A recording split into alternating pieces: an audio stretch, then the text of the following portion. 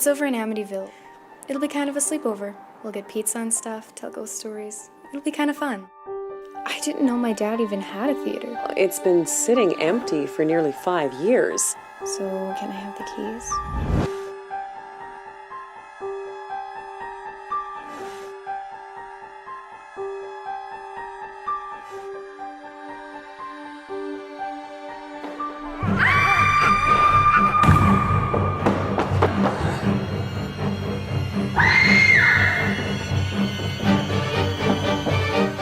We're dying!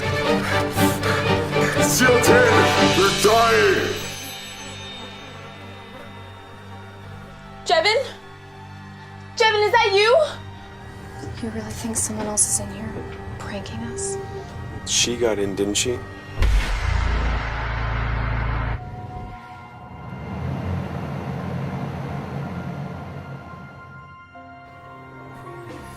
I'll go first.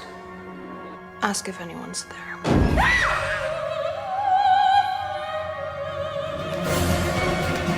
Sister.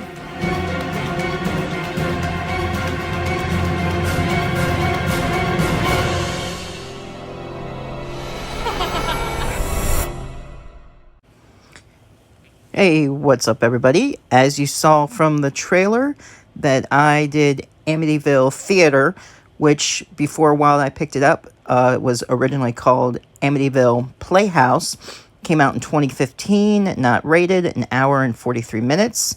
And according to this synopsis, it says a teenager and her friends become trapped in a haunted theater with a disturbing connection to Amityville's secret past, which actually, the main character, Fawn, played by, hopefully I say her name right, Monelli Lestat. She inherits the theater that she didn't even really know about from her parents who died. Lyndon Baker, who plays Kyle. Kenny Bonnet plays Matt. Holly Ann Cornick plays Wendy. Eva Kwok plays Indy. Logan Russell plays Javon Blake. Or Blaker, I'm sorry. Gary Martin is Elliot Saunders. Annie Marson is Celia. John R. Walker is Victor Stewart. Spencer Banks is Reverend Simon Randall. Cheryl Bierfield is Liz Randall. Ian Donnelly is Wayne Fletcher. Leslie Scoble is Karen. Tiana Diel is Dorothy. Emily Dial Reader is Tanya. Donald Phillips is Ed Clayton. Andy T is Amityville Librarian. And then it goes on to some minor characters there. And it was directed by John R. Walker. Writers are Steve Hardy, and John R. Walker. I'll go ahead and show you some images from it. That's what the new case looks like, Amityville Theater, when Wild Eye picked it up. A couple of stills from the movie, and that's that. So stay tuned, and I'll tell you a little bit more about it and what I thought. Hey, what's up, everybody? It's been a while, but I'm here to do Wild Eye Wednesday. And as you saw from the trailer and Internet Movie Database, I did Amityville Theater, which was originally called Amityville Playhouse, which I was unaware of. And when Wild Eye picked it up, and that's what they changed the title to, as you can see.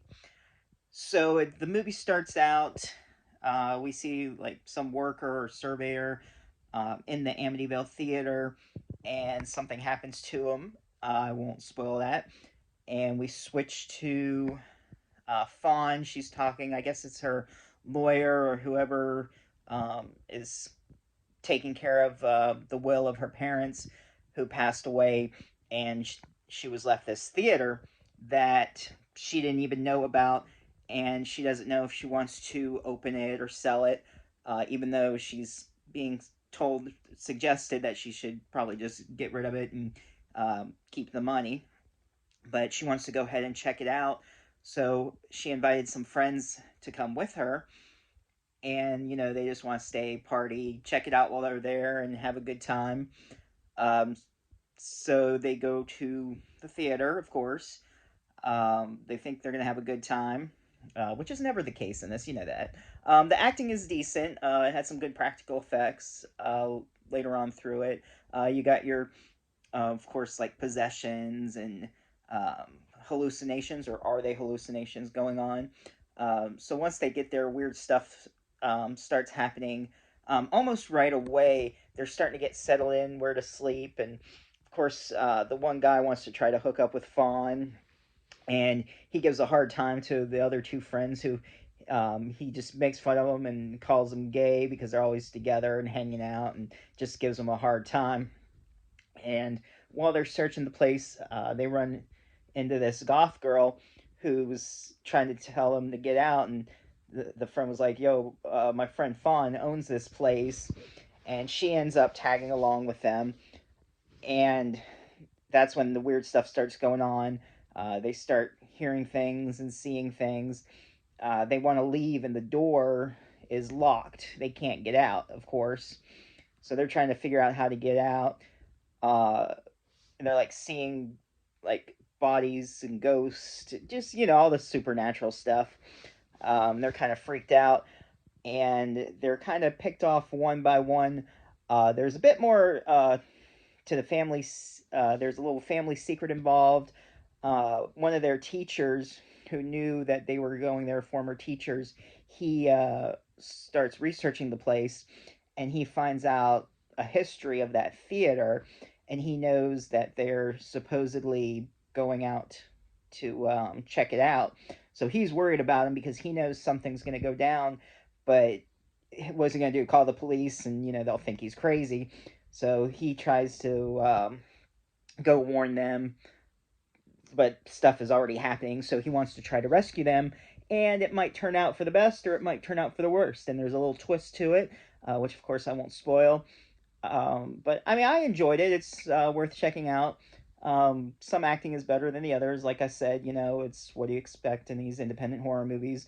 There were some good effects, the demon possessions, and like some faces. There was this really nasty like pus boil on this one that like popped open, and so it was interesting. There was some interesting kills in there and a good little twist.